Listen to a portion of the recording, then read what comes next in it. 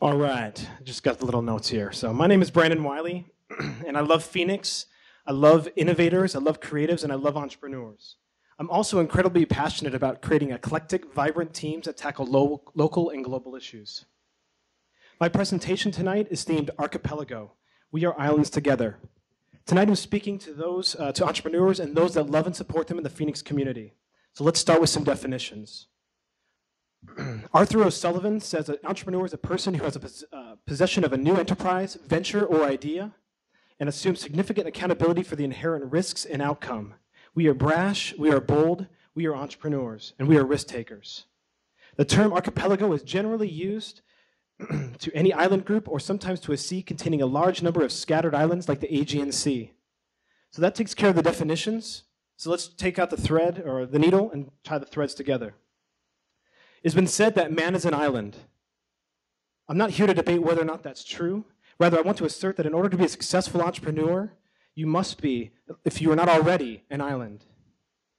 Entrepreneurs must be self-sustaining, you must be self-motivated, you must be self-aware. With all of these selves, there comes a hint of arrogance.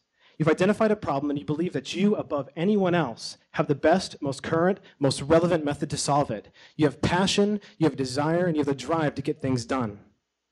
So you take the plunge. You invest your savings, you leave your job, you work day and night to build your burgeoning enterprise. You've assumed almost all of the risks and reap most of the reward, be it intrinsic, financial, or both. You are an island. Yet we fail over and over. Sure, there's some successes, but the fact remains that 80% of small businesses fail within 2 years of startup. And then after that, 75% of small businesses will fail within the next 5 years. Even the well-endowed Silicon Valley has a horrific failure rate. Silicon Valley as an overall locale falls kind of in the Babe Ruth category. They're known for kind of the most, they swing at everything, and they're known for the most strikeouts as well as the most home runs. But the truth is, even a well-funded startup can fail if it doesn't have a support system. Turns out, it's hard to be an island. When you look to your left and your right and there's nothing but horizon, you get discouraged. When you fire up, you run into a problem, you fire up a flare call, and there's no one else around you but like sea critters and other things, you're just going to get discouraged and you're going to give up. So everyone, regardless of how self-sustaining, needs a support system. That's why AA is so effective. That's why leaders have brilliant and supportive spouses. That's why the most successful executives have mentors. We all need a support infrastructure. We need that extra hand, that important introduction, that referral, that advice, that revenue restructure, that kick in the pants, that education, that sounding board to bounce ideas off of. We are islands, yes, but we need to be islands together.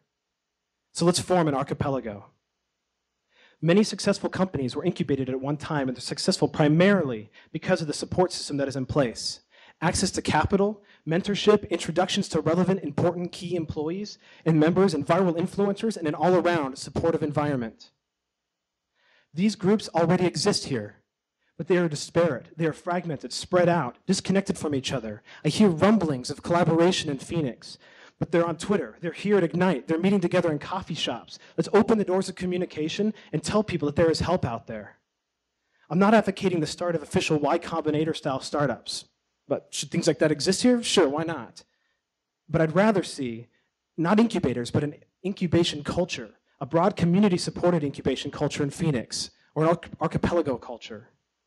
We are uniquely poised for this. Phoenix is searching for that identity. So let's create a community-driven, metropolitan, entrepreneurial supporting environment, one that gives the much-needed support that a successful entrepreneurial company needs to be successful.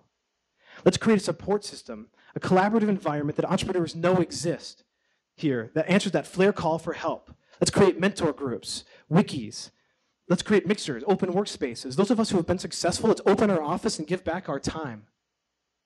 Let's communicate and collaborate and unify our efforts so that we're not reinventing the wheel and we're not competing for the same audience. Let's identify what we need to do to support startups, build a plan, and then just freaking get it done. I love Phoenix, I love creatives, I love innovators, and I love entrepreneurs. So let's tell first our city, next our country, then the world that Phoenix is where you come to start an enterprise because we have the community-driven support system that embraces and empowers them towards success and sustainability. If you're interested in getting involved and joining this movement, it's brand new. Please visit phoenixarchipelago.org and sign up. Let's catalyze change. Let's ignite Phoenix. Let's change the world. Thank you very much.